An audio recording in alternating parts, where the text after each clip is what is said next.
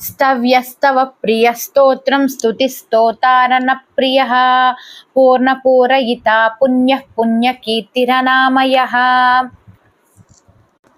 భావం: ఇంతటి మహానీయమూర్తిని సమీపించేందుకు నిర్మలమైన హృదయంతో స్తుతించడం తప్ప మరో మార్గం లేదు.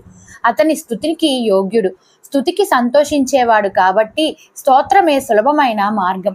కానీ స్తుతిని అందుకునేవాడు స్తుతి చేసేవానిలో ప్రవేశించి ఉంటాడు. స్తవనీయుడు అతడే, స్తోత కూడా అతడే. అంతేకాదు, స్తోత్ర పాఠంలో, స్తుతి కార్యంలో రెండింటిలో అంటి ఉన్న అక్షర పరబ్రహ్మను స్తుతించడం వల్ల అది ఒక రకంగా ఆత్మస్థుతి కూడా కావచ్చు. కానీ అది దోషరహితమైన ఆత్మస్థుతి. అక్షరం వెలసిన చోట అక్షర పరబ్రహ్మ సాక్షాత్కరిస్తాడు. కాబట్టి ఆరాధ్యుడు, ఆరాధకుడు, ఆరాధనకు ఉపయోగించే సాధన సంపత్తి అంతా అక్షరమయమే. అక్షరంలో ఆవిర్భవించే ధ్వని రణం అంటే పరమాత్మకు చాలా ఇష్టం. ఒక్కొక్క అక్షరంలో ఒక్కొక్క ఈశ్వరాంశ వ్యక్తమవుతుంది. ప్రణవంలోనూ ప్రతిరవం పరమేశ్వరుని పరమాన్యాన్ని ప్రకటిస్తుంది. అది పరిపూర్ణమైన స్వరం. పరబ్రహ్మ కూడా పరిపూర్ణుడు, పరిపూర్ణతను ప్రసాదించే పరిపూరకుడు, పుణ్యమూర్తి. అతని మూర్తిలో, కీర్తిలో కూడా పుణ్యం పరిపూర్ణంగా ఉంటుంది. అందులో పాపానికి, జాడ్యానికి, ఆమయానికి తావులేదు. పాపాలను పరిహరించి పుణ్యాన్ని పరిపూర్ణం చేసే పుణ్యకీర్తి అనామయుడు, ఆరోగ్యవంతుడు. అలాంటి పుణ్యకీర్తిని స్తుతించడం కూడా ఆరోగ్యకరం. స్తవ్యస్తవ ప్రియ స్తోత్రం స్తుతి స్తోతారణ ప్రియ పూర్ణపూరయిత పుణ్య పుణ్యకీర్తిరనామయ. భావం: ఇంతటి మహానీయమూర్తిని సమీపించేందుకు నిర్మలమైన హృదయంతో స్తుతించడం తప్ప మరో మార్గం లేదు. అతని స్తుతికి యోగ్యుడు, స్తుతికి సంతోషించేవాడు కాబట్టి స్తోత్రమే సులభమైన మార్గం.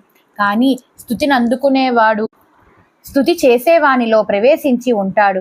స్తవనీయుడు అతడే, స్తోత కూడా అతడే. అంతేకాదు, స్తోత్ర పాఠంలో, స్తుతి కార్యంలో రెండింటిలో అంటి ఉన్న అక్షర పరబ్రహ్మను స్తుతించడం వల్ల అది ఒక రకంగా ఆత్మస్థుతి కూడా కావచ్చు. కానీ అది దోషరహితమైన ఆత్మస్థుతి. అక్షరం వెలసిన చోట అక్షర పరబ్రహ్మ సాక్షాత్కరిస్తాడు. కాబట్టి ఆరాధ్యుడు, ఆరాధకుడు, ఆరాధనకు ఉపయోగించే సాధన సంపత్తి అంతా అక్షరమయమే. అక్షరంలో ఆవిర్భవించే ధ్వని రణం అంటే పరమాత్మకు చాలా ఇష్టం. ఒక్కొక్క అక్షరంలో ఒక్కొక్క ఈశ్వరాంశ వ్యక్తమవుతుంది. ప్రణవంలోనూ ప్రతిరవం పరమేశ్వరుని పరమాన్యాన్ని ప్రకటిస్తుంది. అది పరిపూర్ణమైన స్వరం. పరబ్రహ్మ కూడా పరిపూర్ణుడు, పరిపూర్ణతను ప్రసాదించే పరిపూరకుడు, పుణ్యమూర్తి. అతని మూర్తిలో, కీర్తిలో కూడా పుణ్యం పరిపూర్ణంగా ఉంటుంది. అందులో పాపానికి, జాడ్యానికి, ఆమయానికి తావులేదు. పాపాలను పరిహరించి పుణ్యాన్ని పరిపూర్ణం చేసే పుణ్యకీర్తి అనామయుడు, ఆరోగ్యవంతుడు. అలాంటి పుణ్యకీర్తిని స్తుతించడం కూడా ఆరోగ్యకరం.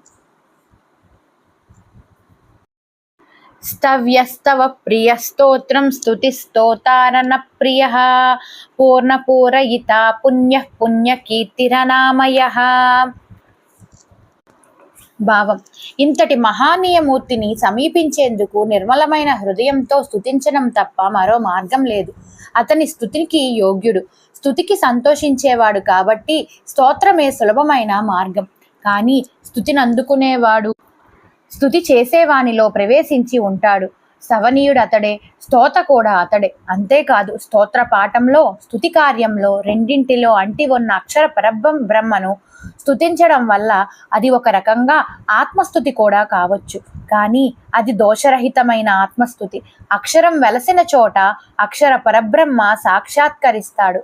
కాబట్టి ఆరాధ్యుడు, ఆరాధకుడు, ఆరాధనకు ఉపయోగించే సాధన సంపత్తి అంతా అక్షరమయమే. అక్షరంలో ఆవిర్భవించే ధ్వని రణం అంటే పరమాత్మకు చాలా ఇష్టం.